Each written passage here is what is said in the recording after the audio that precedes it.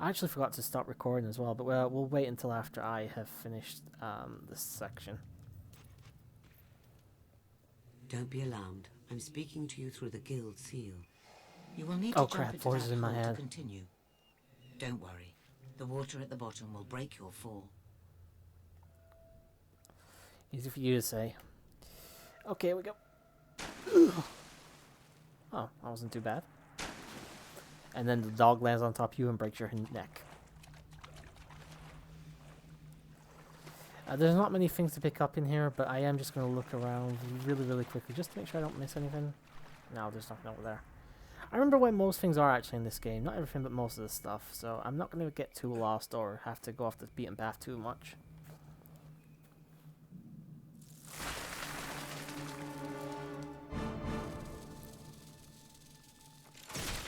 Alright, so basically what you kill these things with will also give you experience more set about on that skill in particular. Because I'm using a crossbow, I'm getting yellow orbs as well. The green ones are just general experience. Blue one is strength, so that means a sword, and red ones is magic, but we haven't used either of those yet.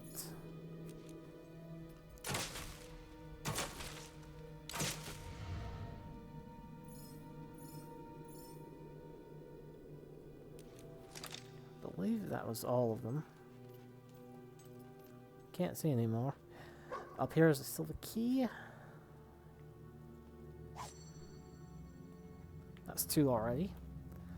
I don't think there was anything else over here, but I think there was actually a digging point over here, but I think the dog's skills need to be a bit higher before he can find some of this stuff, so we'll probably have to come back here at some point in the future. Digging's not for treasures, not something I'm too interested in, but if I have to come back here for whatever reason, I will make sure the dog is a higher level. I'm going for accuracy first. It's usually the best one to do, just so I can get the fucking gargoyles early on as well. Just so I can get my accuracy up and all that. I usually tend to go like brawler with the swords and stuff, but I'm willing to change things up a bit, you know, just for the sake of the let's play and all that. I'm slightly off the beaten path here. Yeah, thank you, doggy. What we got here, we have Children's Health Potion. Tastes like cherry mixed with turpentine for your AOE level injuries.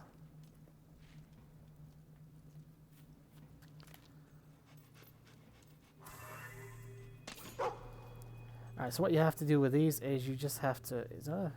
Oh, that's a thing down there, I'll get it in a moment. You just have to basically hit these with the weapon it's on you. So when it's yellow, you want to hit it with the thing. I'll go into there in a moment. I saw a... That is a diving spot, isn't it? There should be an item there, but it's not working. Maybe it's just meant to throw me off, maybe? I'm not sure. Again, going off the beaten path here, but it's okay. Again, this is a pretty small area as well, so it's very hard, very difficult to get lost here. As crude and ugly as it is effective, one can imagine this maze being wielded by the very first man to walk upon the earth. And we wield that straight away, because it already told you it's slightly better than the weapon you had a moment ago, so...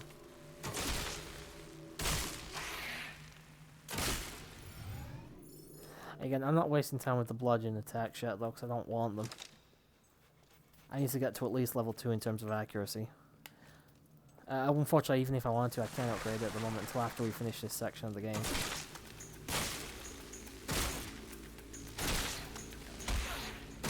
Again, I'm not too worried. Basically, as well, guys, death is non-existent in this game. You can lose experience by getting knocked out, but you can't actually die, so... You know, no worries there. Makes it very simple.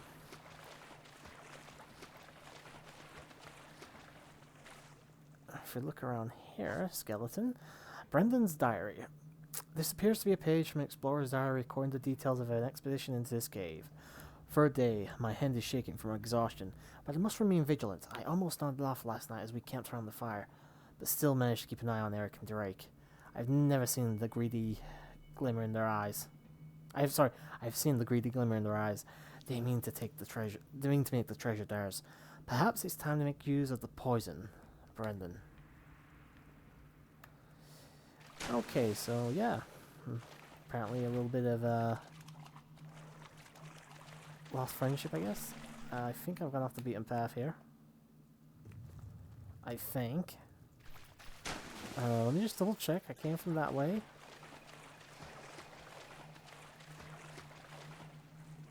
Oh, this is the other side. Okay. Eric's letter. This unposted letter was written by a member of the expedition of treasure hunters.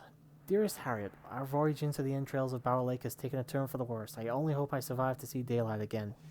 You were right about Brendan and Drake. They are selfish brutes, conspiring behind my back, plotting my murder so they can keep the treasure to themselves. But fear not, my love, for I plan to poison their water supplies while they sleep. Soon we shall be rich. Feverishly yours, Eric. Alright, so that's two of them that had plans to fucking, to poison the others. God damn, these guys were probably having a bit of cave fever or whatever the hell you want to call it. I've been stuck down here for so long.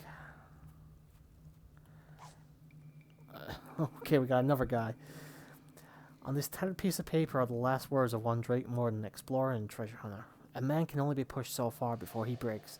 5 nights without sleep while those villains scheme behind my back, losing a foot to a giant beetle.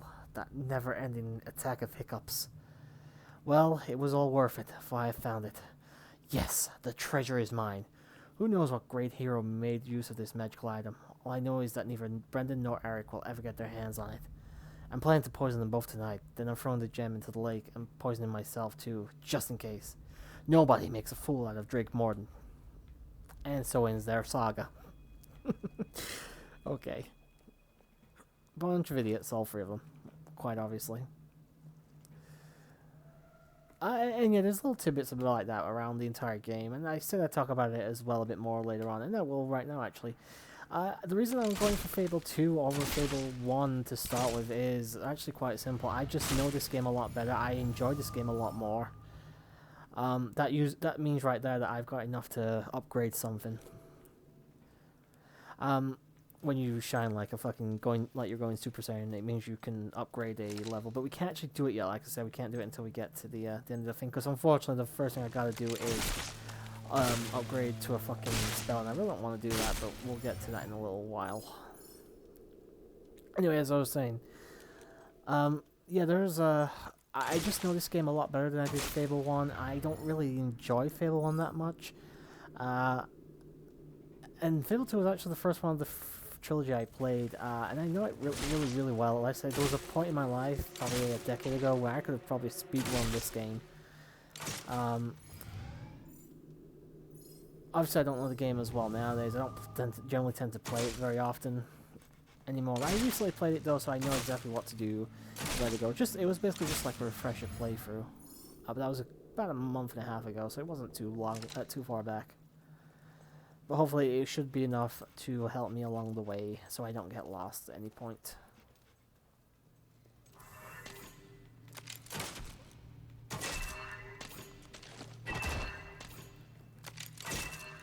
And there you go, we've opened up the little, the strange looking lock over here.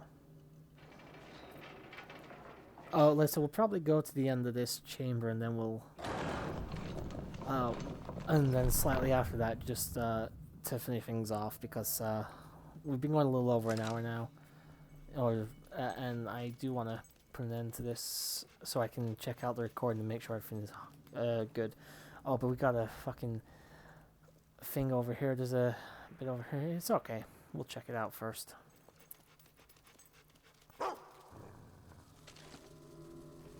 Okay, so I gotta take care of the beers. I actually thought these came out after I opened the chest, but whatever.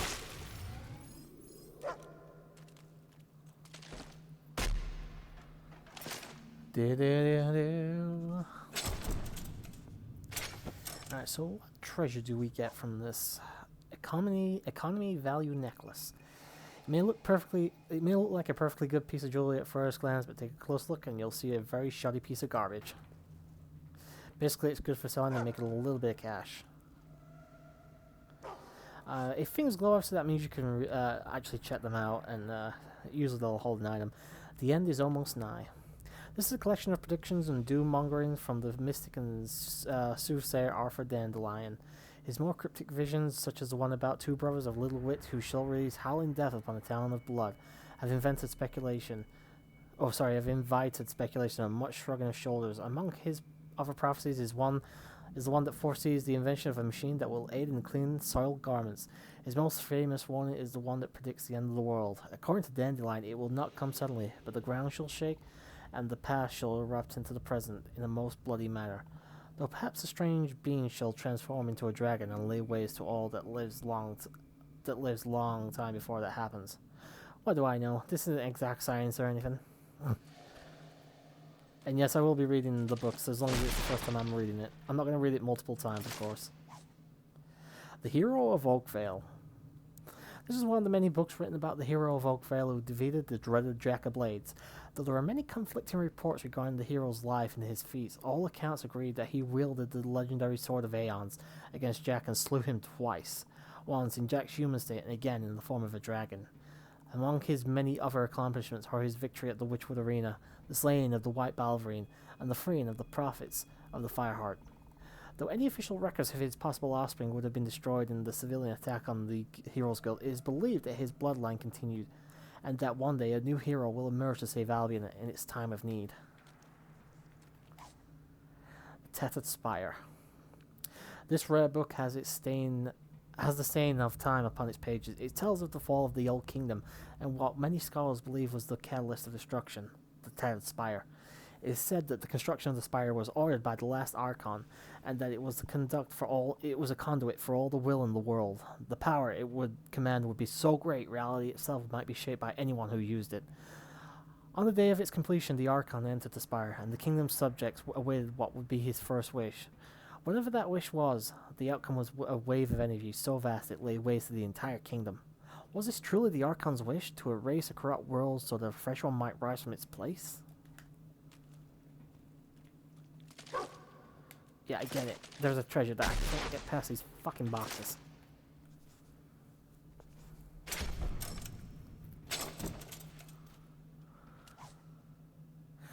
An amethyst.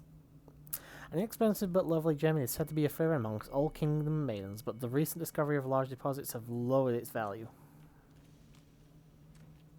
And there's no more books here, so we can continue on. We can sell the books as well, so they're worth picking up just for basically a bit of cheap gold, gold early on.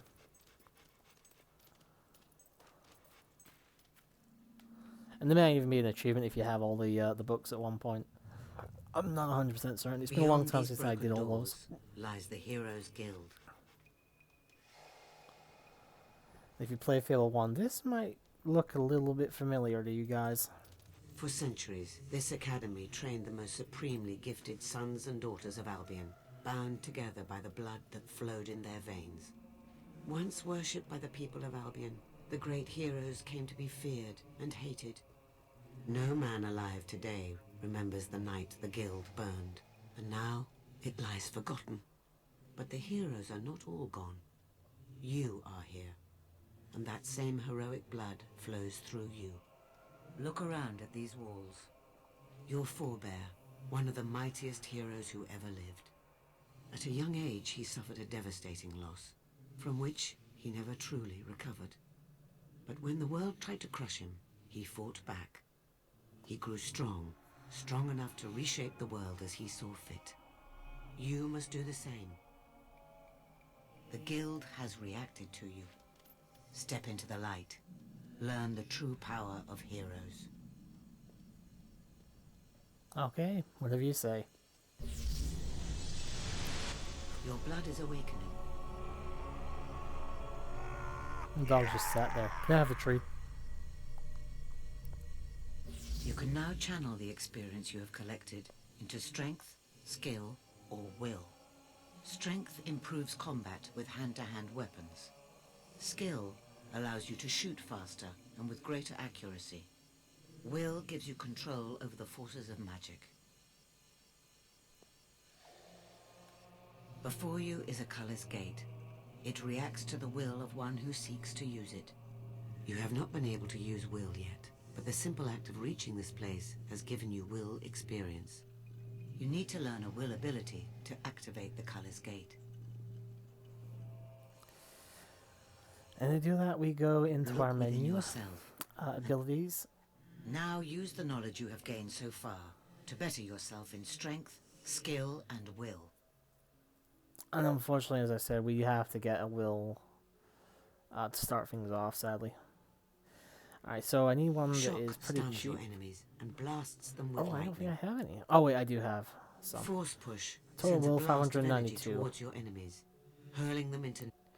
Raise dead Oh, causes... what should I get? Force push sends a blast of energy towards your enemies, hurling them into nearby objects.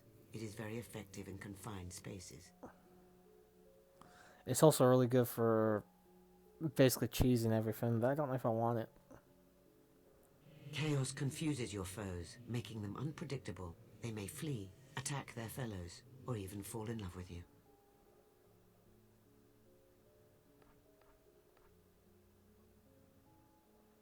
Time control allows you to slow the world around you. I don't really know what to go for, to be honest. Calls forth magical flames to Oh, at least for scorch this one, and I burn your won't foes. actually, have to waste my normal will. Because it's 350, I got exactly 350 red orbs, which means I won't take anything off the general experience bar there. So we've learned the Inferno spell, send forth a ball of trailing flames at an enemy, or scorch all of those around you by summoning a ring of fire.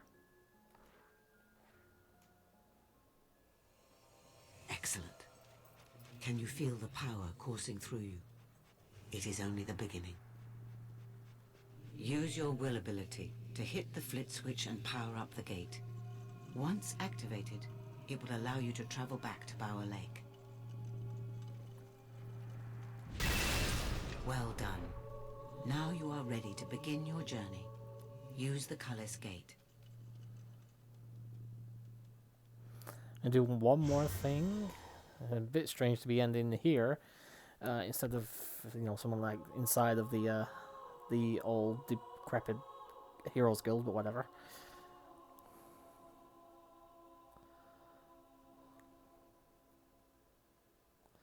We're just going to take... There's basically just a bunch of beetles at the top of the tower. Well, we'll take care of those things, and then I'll probably start recording because I need to check the audio.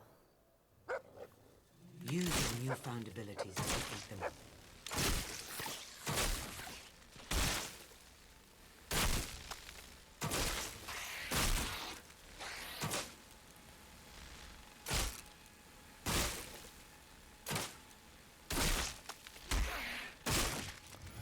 And that's a lot of experience. Make your way to Bowerstone.